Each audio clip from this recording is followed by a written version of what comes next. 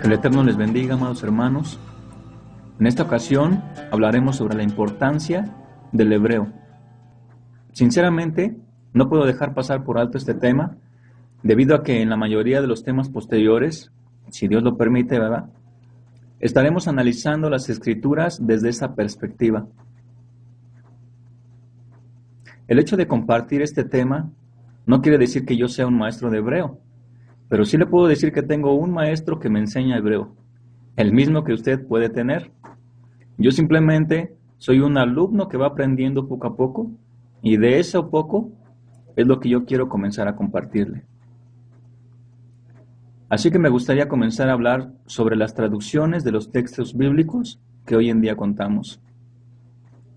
Muchos de nosotros, al estudiar la Biblia, nos conformamos con leer la versión que más nos gusta, o nos conformamos con leer la versión que hemos heredado de familia, o la que algún grupo religioso nos dice que debemos leer. Y vamos aprendiendo a través de los años sin detenernos un momento en analizar si los conceptos que tenemos en mente son correctos y concuerdan con las escrituras originales. Las Biblias que tenemos, hablando de cualquier versión, son en un buen porcentaje la interpretación del traductor del texto. Generalmente, la creencia del traductor tiene mucho que ver en cómo el texto será traducido, y cualquiera que use alguna traducción estará viendo muchos textos bíblicos a través de los ojos del traductor en vez del autor original. En otras palabras, el traductor, según su entendimiento, transmite el mensaje. ¿Y qué mejor ejemplo podría citar para ilustrar este concepto que el hablar sobre la Reina Valera 1960? ¿Cuál fue su origen? En el año de 1569, Casiodoro de Reina tradujo la famosa Biblia del oso. En esa época, tener una Biblia en el idioma castellano o en español no era algo normal. La Iglesia Católica había definido el latín como el idioma sacro, o para que se entienda, sagrado, para las Escrituras. La Vulgata Latina fue la versión oficial, la cual fue traducida por Jerónimo en el año 382 después de Cristo. Se dice que normalmente existía solo una copia de esa Biblia por iglesia y que estaba encadenada al púlpito. Cualquier Biblia en un idioma diferente al latín era considerado como un sacrilegio. Sin embargo, Martín Lutero hizo su traducción al alemán, generando tremenda conmoción en la Iglesia Católica y el resto de Europa. La Reforma había iniciado y en combinación con la Santa Inquisición, mucha gente estaba siendo perseguida, quemada y ahorcada en público. Si se le encontraba en su posesión una de estas Biblias, realmente estaba en grandes aprietos. Muchas versiones de la Biblia del oso fueron quemadas en aquella época. Casiodoro de Reina no quiso utilizar como base la Vulgata Latina para su trabajo, como fue en el caso de diversas traducciones, como la Alfonsina y la Prealfonsina, por mencionar algunas, que fueron traducidas directamente del latín, sino que Casiodoro de Reina tradujo directamente del hebreo en cuanto al Antiguo Testamento se refiere, y con apoyo de un compendio de papiros antiguos llamado Textus Receptus, tradujo el Nuevo Testamento. Esta colección de textos fue el resultado del gran esfuerzo del teólogo holandés Erasmo en el año de 1516, donde las páginas estaban divididas en dos columnas. Una columna tenía el texto en griego y la segunda columna tenía la Vulgata Latina.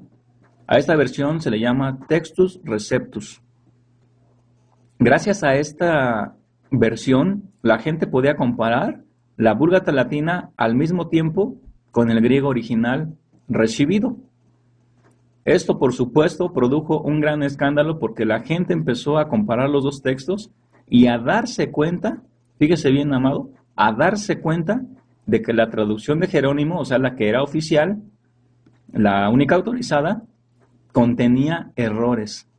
La propia gente se estaba dando cuenta simplemente al comparar su traducción a un texto original, en este caso griego. Hoy en día, amado hermano, existe material para nosotros poder comparar nuestras Biblias directamente del hebreo. ¿Acaso no es eso una bendición tan grande? Para que nosotros podamos darnos cuenta de los errores que tienen nuestras Biblias. Casiodoro de Reina, al término de su traducción, reconoce que su obra contenía errores. Eso en realidad me sorprendió. Y en una de las primeras páginas de su Biblia del Oso, pidió que se hicieran revisiones a su traducción. Cipriano de Valera fue un amigo cercano suyo y fue el primero en hacer una revisión de esa traducción 33 años después. En el año de 1602, la Biblia del Oso pasó a ser la Biblia del Cántaro. Cipriano consideró, según su entendimiento, que determinadas palabras eran impropias para que las usaran los cristianos, y más aún en un texto sagrado como el de la Biblia. Él dijo lo siguiente: la palabra por ventura, por saber a gentilidad, la habemos quitado. Aquí, en este primer ejemplo, amados, vemos a Cipriano que no le pareció la palabra por ventura. Entonces, él la quitó. Yo creo que Valera consideró que esa expresión era del todo inadecuada y fue desechada de su vocabulario. En su exhortación, Valera no indica ningún otro caso similar al de esta expresión. Otro ejemplo que también es importante que lo sepamos es que en la Biblia del Oso, Casiodoro de Reina había evitado el uso de la palabra prepucio porque le parecía que sonaba muy feo, ¿sí? Él encontró la palabra prepucio en hebreo, pero como le pareció a él que sonaba muy feo, en su lugar escribió capullo. Pero la situación cambió con el paso del tiempo y la palabra dejó de ser mal vista por las comunidades cristianas. Por eso Cipriano Valera escribió: también habemos quitado el nombre capullo y en su lugar puesto prepucio, que es vocablo admitido ya mucho tiempo en la iglesia cristiana.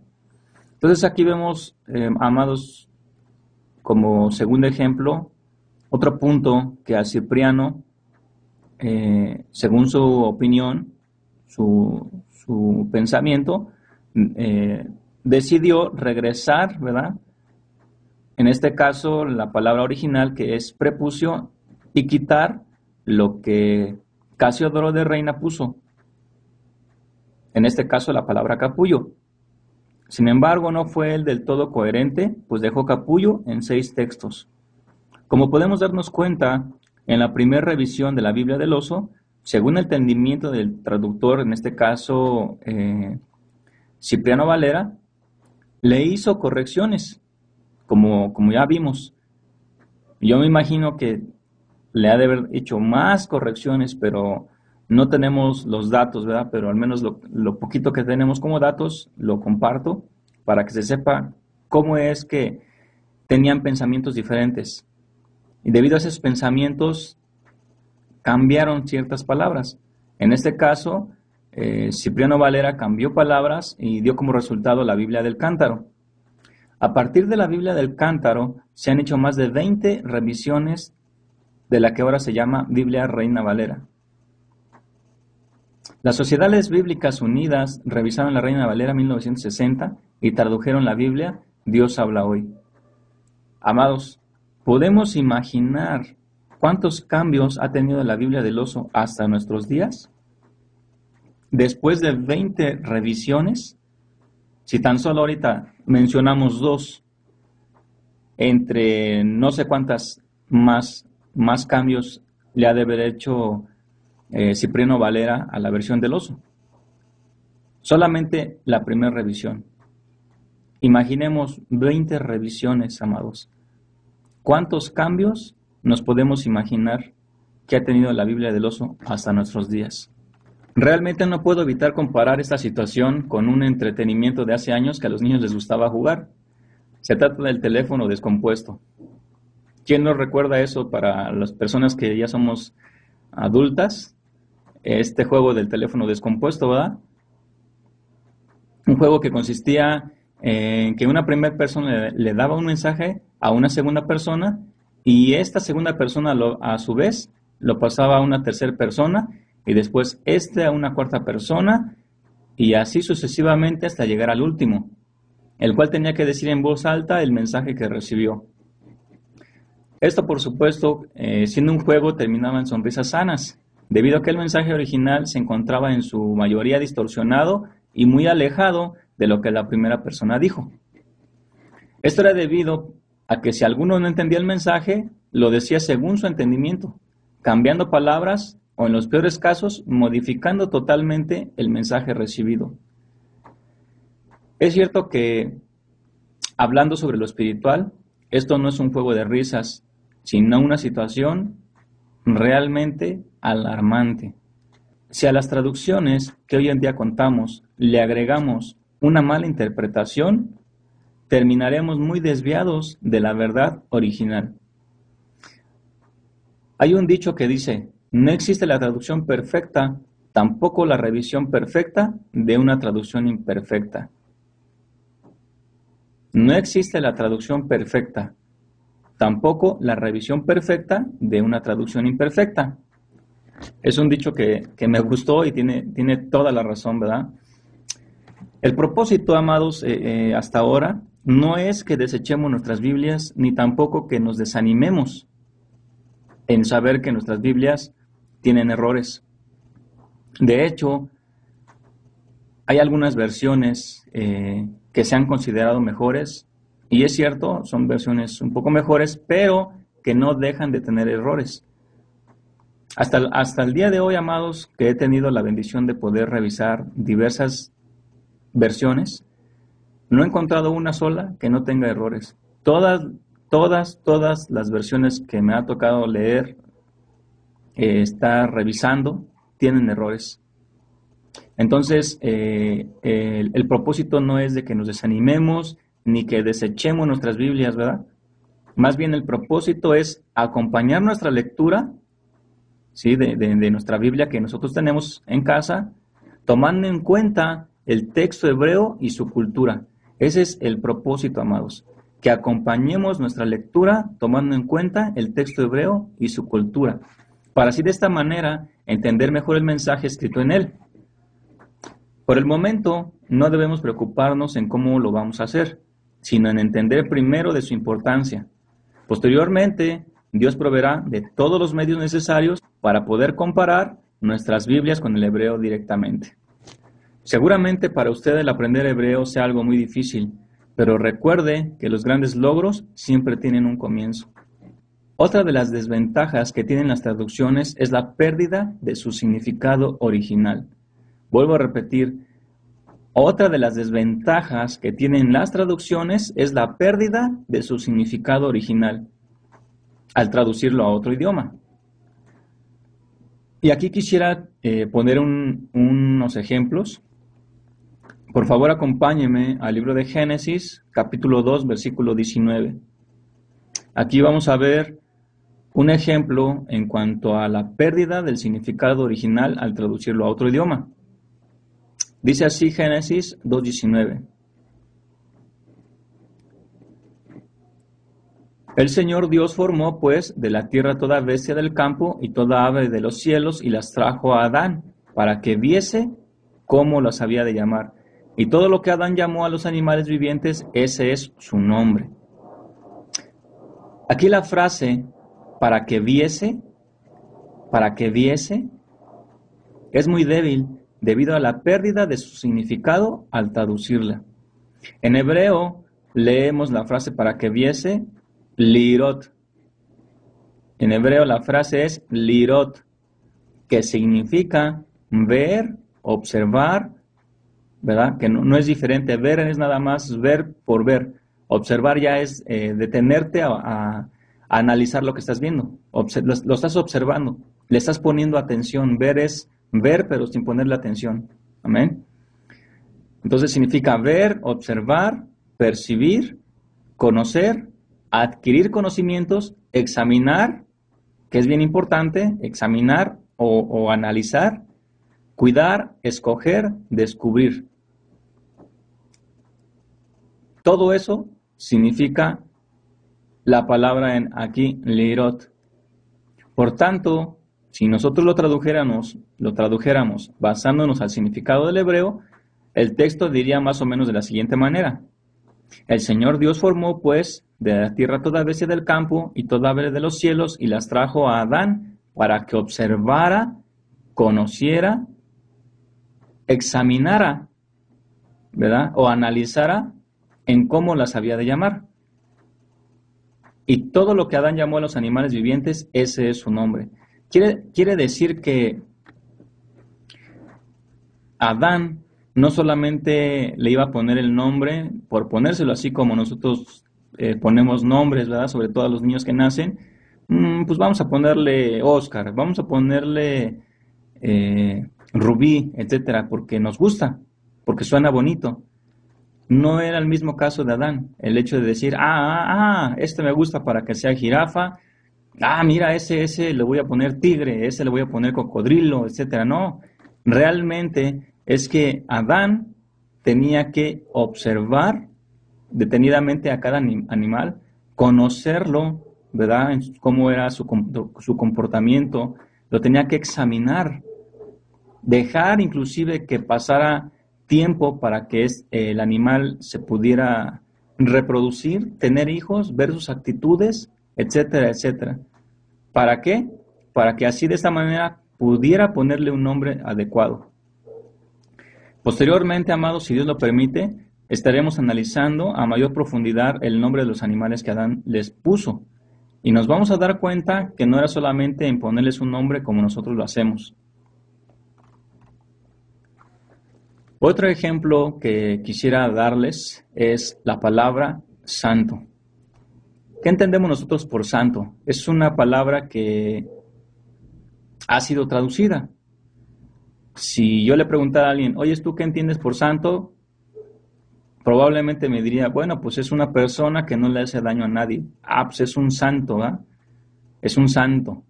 O una persona que ya falleció y que dejó un buen ejemplo. También se le puede decir que es un santo, ¿verdad? Pero si ese fuera su significado absoluto, no se podría entender el mandato encontrado en este caso en Éxodo 28, que dice, acuérdate del día de reposo para santificarlo. Para santificarlo. ¿Cómo es eso? ¿Que el día de reposo lo tengo que hacer bueno? ¿Será eso? ¿O que el día de reposo lo tengo que hacer que dé un buen ejemplo? ¿Cómo es eso que para santificarlo? Y menos lo entiendo cuando veo en la misma Biblia, en este caso en Génesis 2:3, que Dios bendijo al día séptimo y lo santificó. Entonces, si Dios ya había santificado al día séptimo, ¿por qué le está pidiendo aquí al pueblo, a su pueblo, que se acordara día a día de reposo para santificarlo? Realmente, ¿cuál es aquí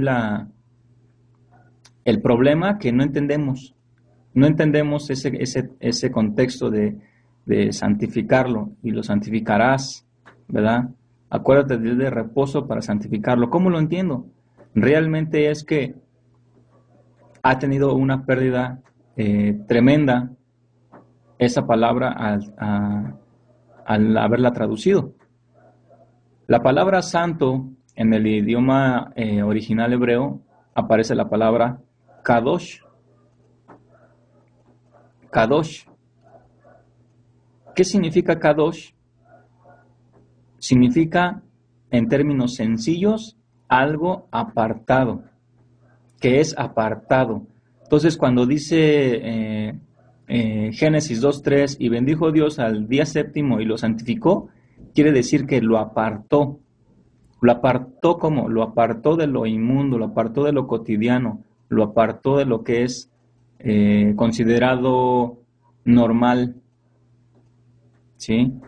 Quiere decir que los días de la semana, el domingo, el lunes, martes, miércoles, jueves, viernes, están aparte. El sábado es apartado, es santificado.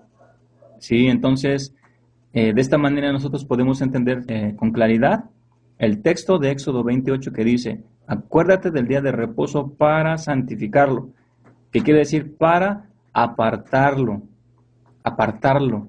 Quiere decir que es un tiempo especial, que lo tenemos que apartar para Dios. Amén. En otros casos peores, el hecho de traducir el hebreo a otro idioma no solo pierde la riqueza de su significado original, sino que lo pierde totalmente. Fíjese nada más, el hecho de traducir el hebreo a otro idioma, en casos peores, no solamente pierde su significado original, sino que lo pierde totalmente. Quiere decir que es algo que realmente lo cambió. Volviendo al ejemplo del teléfono descompuesto, ¿verdad? Alguien no lo entendió y ya lo inventó, lo cambió. Entonces el mensaje se distorsionó totalmente, totalmente. Imagínese esa persona transmitiendo ese mensaje distorsionado, cómo lo va a recibir la otra persona y cómo lo va a entender y cómo lo va a transmitir. No podemos imaginar en qué desastre va a terminar cuando llegue a la última persona, ¿verdad? Un mensaje realmente totalmente diferente, con nada que ver con el mensaje original. Sobre ese tema, amados, vamos a estar hablando también posteriormente, si Dios lo permite, cuando hablemos sobre palabras que se han cambiado y que pierden totalmente su significado. En este caso, como adelanto, les puedo decir que esos casos son cuando se traducen los nombres personales de las personas o de las ciudades o lugares. Si los han traducido y han perdido su significado totalmente, entonces hace que diversos textos no se entiendan. La profundidad que existe en el hebreo no se puede comparar a ningún idioma existente. Por eso es necesario estudiar el lenguaje hebreo para poder captar el texto en su estado original. El hebreo, amado hermano, es conocido como el idioma Kadosh, que en español, como ya lo vimos, se puede entender como el idioma santo. Este fue el idioma en el cual el pueblo de Israel se comunicó con Dios, y fue el idioma que Dios utilizó para comunicarse con su pueblo. El hebreo es un idioma que ha sido muy respetado desde tiempos antiguos. Fíjense nosotros, ¿qué es lo que hacemos cuando queremos transmitir un mensaje y queremos que nos haga caso? ¿Saben qué es lo que hacemos? Levantamos la voz, ¿verdad? O gritamos a veces. ¿Por qué? Porque queremos transmitir un mensaje importante, que queremos que nos hagan caso. En el pueblo hebreo no es tanto que griten o que levanten la voz. No digo que no lo hagan, sí lo hacen, pero son casos ya muy extremos. Cuando ellos querían transmitir un mensaje importante, repetían palabras, ¿verdad? Como por ejemplo el Mesías decía: desierto, desierto les digo, repitiendo 2 veces. No era necesario que él levantara la voz o que les gritara. El hecho de que repitiera 2 veces la misma palabra les transmitía el mensaje de que tenían que poner mucha atención, ¿verdad? Otro caso también es que hablaban en hebreo. ¿Sí? No era algo común estar hablando el hebreo como un idioma que se utilizara todos los días a diario. Realmente es que ellos hablaban, en el caso de los tiempos del Mesías, ¿verdad? Pues no puedo saber yo en el tiempo de los patriarcas y todos ellos, yo creo que ellos tal vez siempre hablaban hebreo, pero en el caso de los discípulos del Mesías, en los tiempos del Mesías, se hablaba el arameo. Pero había ocasiones en que cuando se transmitía un mensaje importante, se hablaba en hebreo. En ese caso podemos imaginar todas las palabras de Cristo dichas en hebreo. ¿Cómo podemos darnos cuenta de esto? Por las mismas escrituras. En el caso de Pablo, podemos ver que cuando le habló sobre unas gradas al pueblo, le habló en lengua hebrea. ¿Por qué? Porque quería que lo escucharan. Y efectivamente, cuando la gente se dio cuenta que Pablo estaba hablando en hebreo, dice el texto que guardaron más silencio. Eso lo podemos nosotros encontrar en el libro de Hechos 22, versículo 2, que dice: y al oír que les hablaba en lengua hebrea, guardaron más silencio. Guardaron más silencio. ¿Sí? Aquí nosotros podemos ver que el hebreo es un idioma que ha sido respetado desde tiempos antiguos. No le estaba hablando en arameo como ellos estaban acostumbrados a escucharlo, sino que escucharon de repente el hebreo y ellos guardaron más silencio. Amén. ¿Por qué? Porque les iba a dar un mensaje importante. Inclusive fue el idioma que el mismo Cristo utilizó para comunicarle a Pablo un mensaje muy importante cuando éste iba rumbo a Damasco. ¿Quién se acuerda de ese capítulo, de ese texto? Vamos a leerlo, por favor. Vamos al libro de Hechos 9, en el versículo 4 al 5 lo vamos a leer. De Hechos 9, del versículo 3 al 5, por favor. Hechos 9, del versículo 3 al 5, vamos a leerlo. Dice: mas yendo por el camino, aconteció que al llegar cerca de Damasco, repentinamente le rodeó un resplandor de luz del cielo, y cayendo en tierra, oyó una voz que le decía: Saulo, Saulo, ¿por qué me persigues? Él dijo: ¿quién eres, Señor? Y le dijo: Anoji Yeshua, yo soy Yeshua, Asher ata rodef, a quien tú persigues. Dura cosa te es dar coces contra el aguijón. Aunque en este pasaje no nos dice que le habló en lengua hebrea, Pablo mismo lo reveló más adelante en el capítulo 26, versículo 14.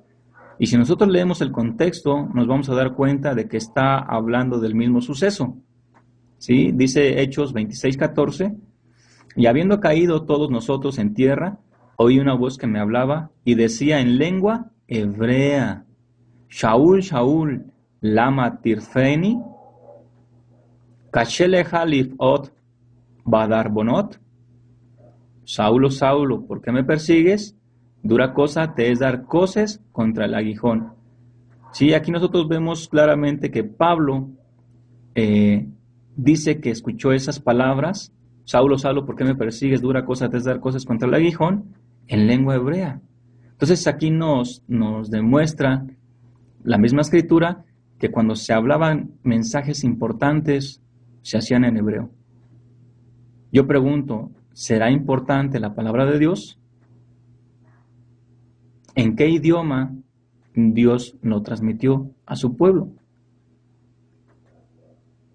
¿Cómo es que nos vamos a dar cuenta si nuestras versiones son correctas o contienen errores? Solamente a través del estudio del hebreo.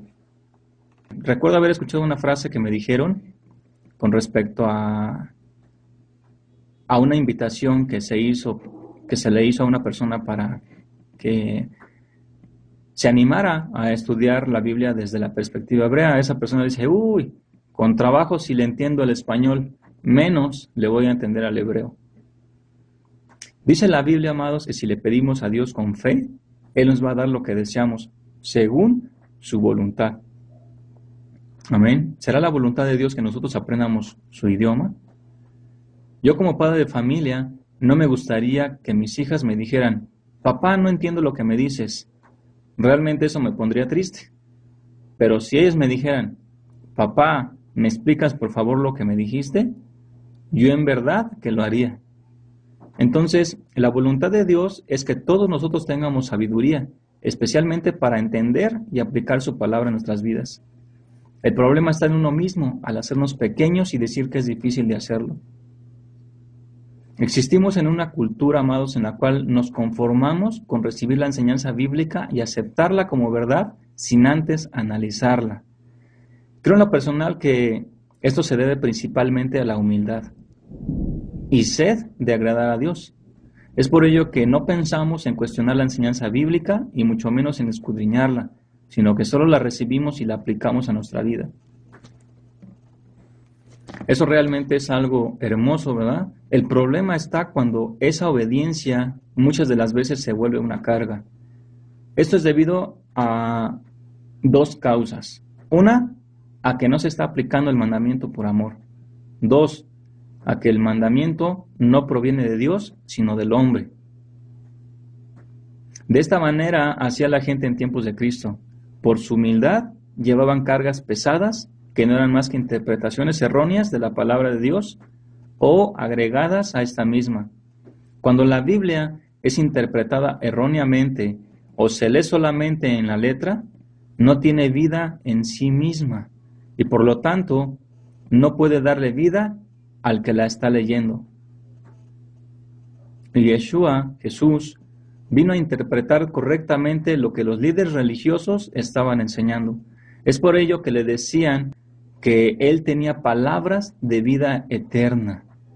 Esas palabras no eran producto de algo inventado por él mismo, sino las mismas palabras de Dios ya escritas, pero interpretadas correctamente.